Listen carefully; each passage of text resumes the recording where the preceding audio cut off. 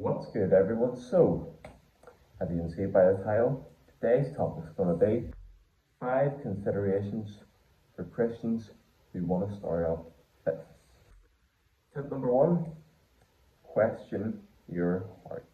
Alright, I know I said in my last video the importance of looking at your heart, but I just want to accentuate it, and just a daily reminder to always look at your heart's current condition. You might even want to ask yourself the question why you even want to get involved in fitness in the first place. The chances are, and believe me, this is actually very, very common. The chances are you've probably looked at a celebrity with an admirable physique, and that's the reason why you go into fitness. So another daily reminder that it is Jesus that you want to have a major influence on your personality. You might even want to question why you choose a certain rep range. For those who are new to fitness, there are 3 rep ranges: 15 and above, which is for just muscular endurance; 6 to 15, which is what most people go for, is hypertrophy; and under 5, which I'm going to talk about that in the next clip. Under 5, generally speaking, most of the time, people want to be in a powerlifting competition, but sometimes people do an under 5 rep range simply because they want to post on social media the 1 rep maxes. Tip number 2, you can't hide your limitations. Now this tip is applied to both advanced lifters and newbies. As an advanced lifter, you've probably seen this in the gym before, or been guilty of it yourself. As a newbie, you could still very well be doing it. This is me curling the 10s with perfect form. But as a newbie, when I'm maybe not as strong enough to lift the 10 kgs, you've maybe seen people curling the weights like that. I was guilty of that as a beginner as well. But something else that I've been guilty of before, which has the same principles. Sometimes someone would explain something to me, and rather than saying, I don't understand, please explain it again, I would either reluctantly say yes, or my body language would be a massive giveaway.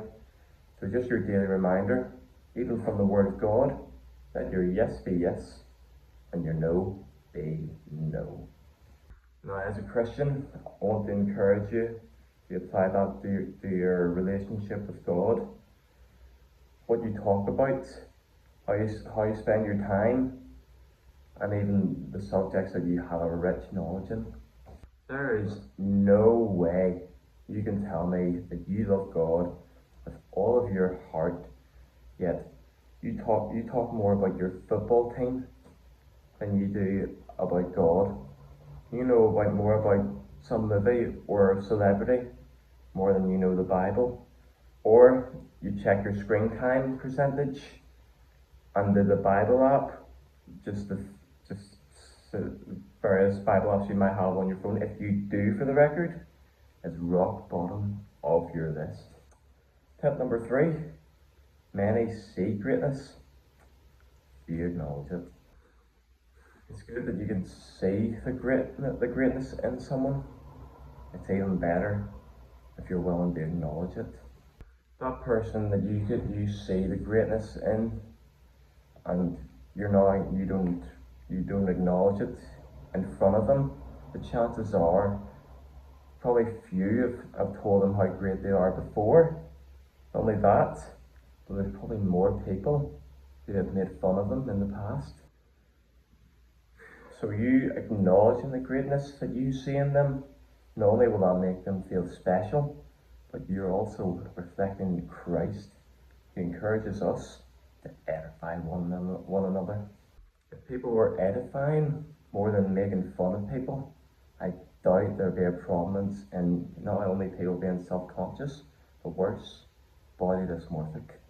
Oh yes, and for the record, body dysmorphia, it can be one of many reasons why people throw in the towel, why they don't want to go back to the gym after not seeing the desired progress that they wanted to see. Tip number 4, references. Unlike bodybuilders and fitness coaches from Arnold's generation, today's fitness coaches have been blessed with modern research and science. And one beginner trap which even newbies today are falling into, they would copy and paste Arnold Schwarzenegger or some other massive person's workout and wonder why they're not seeing the results they want. They didn't necessarily copy and paste people's workouts. One of the first and definitely worst exercises that I first did as a newbie was waiter curls. Unlike standard dumbbell curls, where you're using both arms, this exercise you're using both arms to curl the weight. So regarding progressive overload, winner, chicken dinner, right? Unfortunately not. I'm not sure if you can see at the bottom, but if you do the exercise yourself, you don't have that great of a range of motion.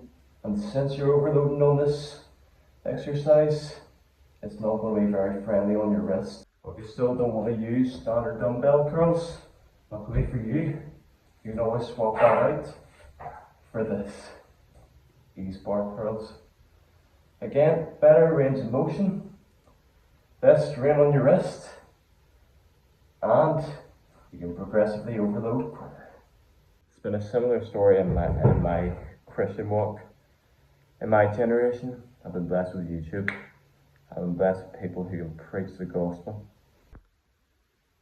They know the gospel, they know the Bible like the back of their hand, and they know when and how to apply each verse.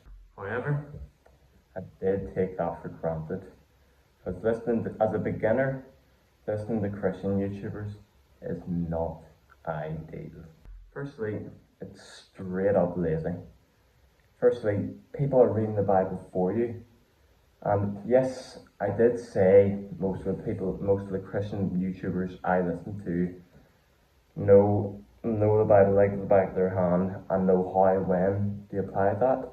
But some do know the Bible like the back of their hand, but they don't know how. They can't teach you how and when to apply that. So if anything, there is another risk of you being misled. And last but not least, metaphorical baptism. One reason why it's important that you get baptized after your salvation is because of what baptism means metaphorically. With salvation, chronologically what happens, you come to Jesus the way you are. You're sorry for the way you've lived. You ask him to forgive you. He washes you in your blood. He washes you in his shed blood, and your sinful nature dies.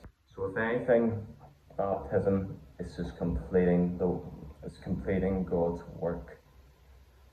You're burying your old man. However, in your Christian life, in your Christian walk, sometimes the sinful habits that you had in your old life will creep up again, which is why I mentioned in my last video that it's important that you're sober-minded and that you guard your heart.